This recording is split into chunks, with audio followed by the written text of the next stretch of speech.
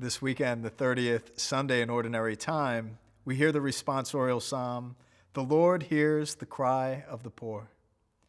I recall a number of privileged moments in my life where I've been in India and Haiti and Jamaica and Paraguay, and I have visited some of the poorest regions of those countries, and God has enriched my life because of it. In particular, I recall this one time that a number of high school students and myself went to Jamaica, and we visited this woman who lived in a sheet metaled home, barely put together. The roof was falling apart, and she had about 6 children and her mother-in-law living with her. And she said when the rains and the storms would come, that water would just channel through her house and carry out all of her belongings. And her poverty really shook all of us. But the thing that really touched all of our hearts was the level of her faith. When asked about her relationship with God, we kind of expected that it wouldn't be as strong because she really doesn't have anything. And our guess would be that she would be asking God for a greater home and a greater sense of security. But here she was in this utter poverty.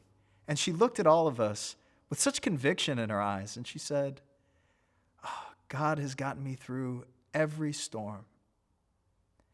You could hear in her heart and in her voice how God has spoken to her through the midst of her suffering, through the midst of her poverty.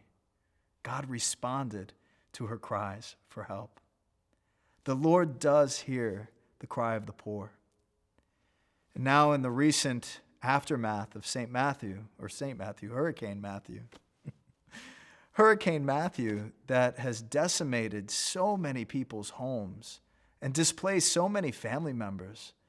The suffering of our friends in Haiti, the suffering of the Caribbean, and even our own country in Florida and Georgia and South Carolina.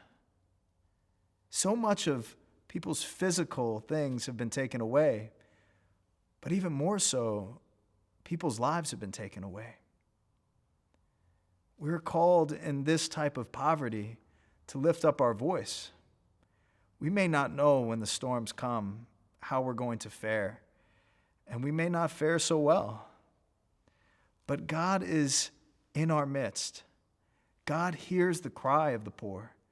And right now we need to cry out to God for our brothers and sisters who are most suffering, especially in Haiti, to call out to God with them in the midst of their poverty and suffering.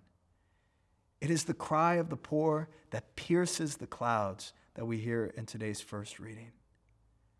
So let us cry out in our need. Let us cry out for those who are most in need. This is the call of the faithful. And that's something that each of us need to do.